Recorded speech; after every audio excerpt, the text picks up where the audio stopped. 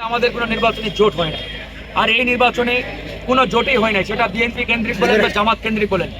এই নির্বাচনে যেটা হয়েছে নির্বাচনের সমঝোতা, সমঝোতার মাধ্যমে অন্যান্য দলগুলোর সাথে বিএনপি বলেন বা জামাত কেন্দ্রিক যে দুইটি সমঝোতার যে কেন্দ্র, তারা এইভাবে এই নির্বাচনে অংশগ্রহণ করছে। বিএনপির সাথে আমাদের সমঝোতাটা হয়েছে যে আমাদের সভাপতি এবং সাধারণ সম্পাদক এই দুটি আসন, যেমন আমাদের দলের সভাপতি জনাব নুরুল হক নূর পটুয়াখালী ৩, সে নিজেও কিন্তু দলের শেষে নির্বাচন করছে না, ট্রাক মার্কা। আমরা 94টা প্রার্থী দিয়েছি, আমাদের 94টা ট্রাক মার্কার ক্যান্ডিডেট আছে।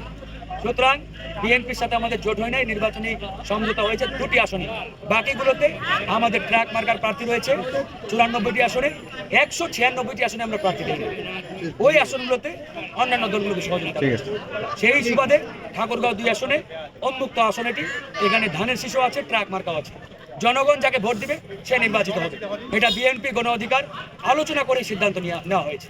আপনাদের সাধারণ